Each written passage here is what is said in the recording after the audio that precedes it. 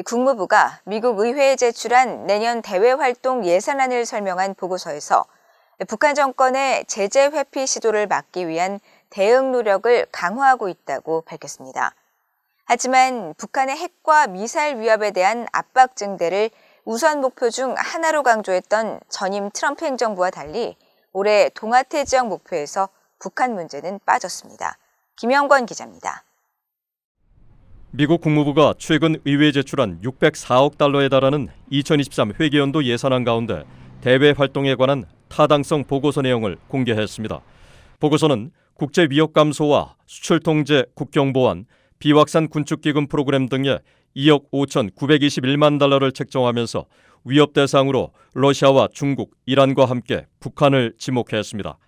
특히 국제 위협 감소 프로그램은 파트너들에게 지속해서 진화하는 북한의 제재 회피 기술에 대한 교육과 정보를 공유하고 정부와 금융, 민간 부문의 이해관계자들에게 관련 규제 준수의 즉각적인 이행을 장려하고 있다고 설명했습니다.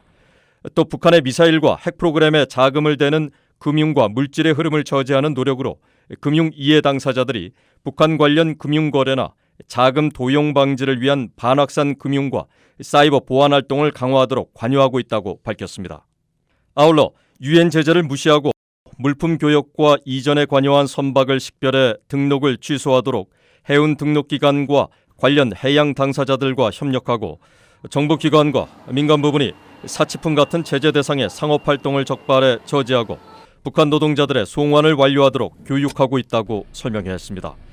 이번 국무부 타당성 보고서는 또 비확산 군축기금 예산을 설명하면서 북한과의 협상에서 도출될 수 있는 대량 살상 무기와 미사일 비축량 제거가 최종적이고 완전하게 검증된 비핵화를 보장하도록 하는 미국의 노력을 지원할 준비가 돼 있다고 밝혔습니다. 이어 국제원자력기구 IAEA에 대한 자발적 기여 프로그램에 9,500만 달러를 책정하고 향후 IAEA 사찰 요원들의 북한 복귀 가능성 준비를 목적 가운데 하나로 설명했습니다. 국무부는 또 미국 민주주의진흥재단 NED에 3억 달러를 책정하면서 NED가 북한과 중국, 베네수엘라와 같은 폐쇄적인 사회의 활동가들을 지원하기 위해 최첨단 노력을 지속할 것이라고 강조했습니다.